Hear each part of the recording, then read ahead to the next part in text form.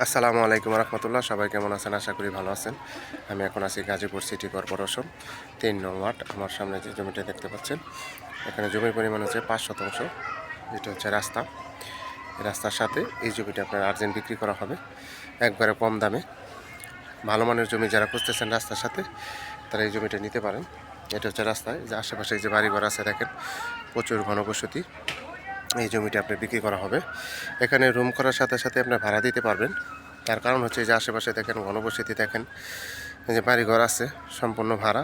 এই যে সামনে একটা ফিট মিল আছে, এটা হচ্ছে রাস্তা, আর এটা হচ্ছে জমি। এই জমিটা আপনার আর্জেন্ট বিক্রি করা হবে।